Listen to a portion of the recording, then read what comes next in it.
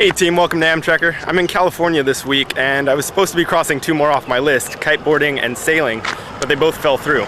So when and where they'll happen now, I'm not sure, but they will happen. And since it's so close to Mother's Day and I'm on this region of the United States, I think I'm gonna stay put until at least Sunday so that my parents can drive up and see me. I know I'm making my mom come to me on Mother's Day, how rude is that?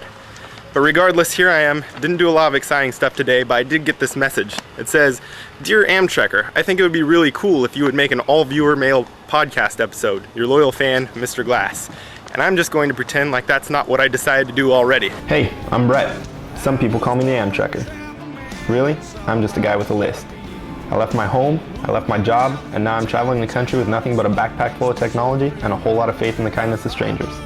I don't spend any money on lodging, which makes for some interesting nights, and I'm not going home until everything is crossed off the list. Call me a nomad, call me a vagrant, or call me Amtrekker.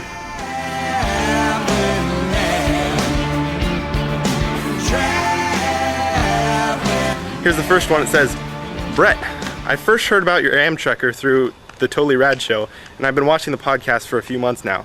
I decided to catch up on your previous podcast, and I just finished the hang gliding one. I was wondering, how did you get out of Ridgely, Maryland? I've driven through there once or twice, and I can only imagine the possibilities. Lauren." So thanks so much for that email, Lauren. And it was actually way easier than I thought it would be. The people that ran the hang gliding place, aerosports.net is their website, were amazing. They not only took me hang gliding and treated me really well, they took me to their home that evening, cooked me dinner, gave me a bed, and then I caught a ride to Baltimore with one of their friends the next morning and took a train from there. So that went really well, much better than I ever could have expected. Thanks again, Lauren. This one's from Katie, and it says, "Will you marry me?" And Katie, of course I will.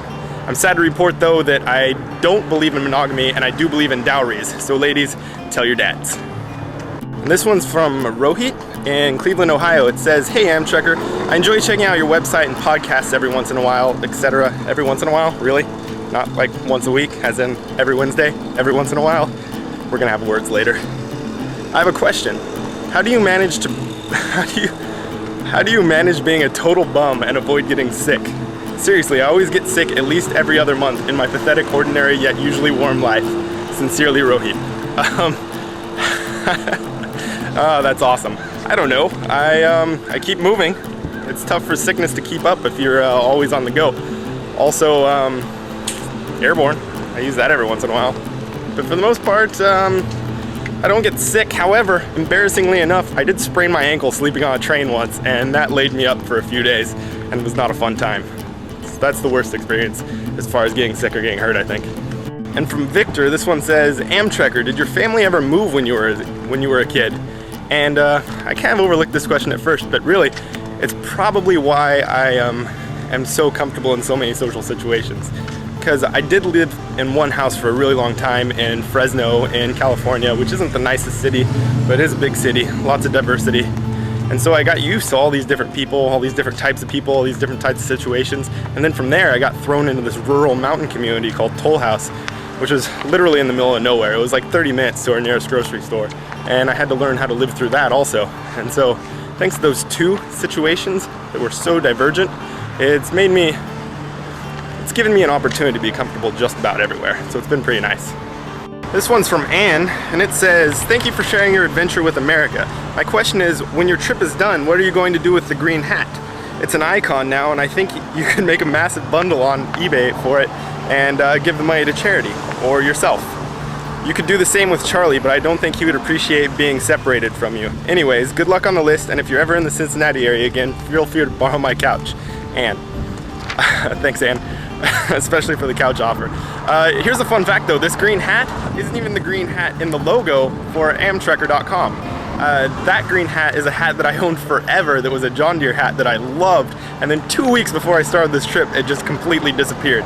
I have no idea where it went. I turned my house and everyone else I know's house upside down looking for that hat and never could find it. So even after 10 months, this hat still just kind of feels like a replacement, despite the fact it's gone everywhere with me. And Charlie, dude, don't even joke about getting rid of Charlie. That guy's my only companion on this trip, and I couldn't do it without him. He's a champ. Here's one from Judy. It says, "I was watching your CNN interview, and I noticed you're very comfortable in front of the camera. Most people don't know what to do with their hands, and it's a tell of their nervousness. I should add that I don't have a gambling problem, and my vocabulary does not revolve around poker. But you were completely comfortable, and incidentally, how many bracelets do you wear? So thanks for that email, Judy. And I'm going to go ahead and assume that you're talking about this hand, not this hand, because I only really wear one bracelet, and it's a bracelet that a girl in Maine made for me that I was couch surfing with really early on in the trip. And on the other hand is a crap ton of rubber bands. And all of the electronics in my bag have a rubber band assigned to it. So when I get somewhere and I take it out of my bag, the rubber band goes on my wrist. That way when I pack up and I leave the house, I know that if there's no rubber bands on my wrist, then everything made it back into my backpack, and I'm not leaving something behind in Nashville before I head off to Seattle or something. So it's actually just for convenience, and so I don't lose stuff. It's not anything approaching a fashion statement, and to be honest, if anything, it probably makes me look like an idiot. But it works, and thanks for that email.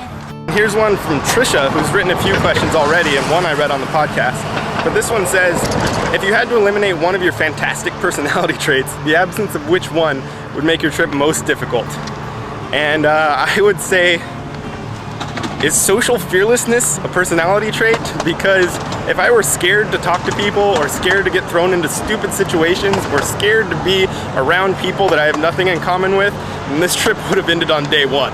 So that's something that I absolutely need to have to make this happen. Have to be able to talk to people, or else I lie broken and dead in a gutter. So thanks for that question. Thanks, Trish. Here's a question I got a lot after last week's podcast, and Jen said it most succinctly. It says, you answered the question about how you wash your pants, but I'm curious, how or when do you wash your soccer shorts? And it's not magic, it's not some big game. Sometimes I don't wash my pants, and I wash my shorts. Tricky. And the final question, it's from Taylor, and it says, I wanted to ask you, how many times has Amtrekker had a run-in with the law? And that's probably an embarrassingly large number. I've been stopped at least 4 times for looking suspicious, which translates roughly to walking in America. And what else? There was the cranberry bog one that you guys kind of saw a little tidbit of in that video, where the police came up to tell us that we aren't allowed to walk through cranberry bogs and we aren't allowed to ride in the back of box trucks, to which I thanked him for his time and begged him to have a good day, and magically left me alone. There was the time in Ohio when I almost got thrown in jail for going 18 miles per hour over the speed limit and not having the cash to pay for the ticket on the spot. There was a minor act of trespassing in Canada. What else was there? Oh man, it's been a long trip, hasn't it? Thanks for the emails from everyone, and it'll probably be a while before I do another viewer email podcast, just because there's so much cool stuff happening in the near future. The next big thing is Civil War reenactment, which I'm totally stoked about, and which is incidentally why there's so much fur on my face right now. I'm hoping if I can't at least get mutton chops, at least I can have a little bit of hair for some Civil War authenticity. It's gonna be awesome. And that's happening on May 16th, so the Wednesday after that is that podcast. And thank you guys. I'll see you next week. I almost forgot. Those emails, if you want to have them read on the podcast, send those over to www.amtrekker.com. 5 W's and H at amtrekker.com. The friends over at myspace.com/Amtrekker get a bulletin every time something new goes up on the site. The blogs fill in all the holes that the podcast miss, and the blogs go up almost every day. Podcasts are usually Wednesdays around 6. Give or take. I'm traveling and I do suck at keeping to those deadlines sometimes, but usually right around there. And you can follow me on Twitter now at twitter.com/Amtrekker. I update that pretty regularly. And also the website itself, www.amtrekker.com. Don't miss out on all the fun happening over there. So I'll see you guys next week for reals this time. Be there.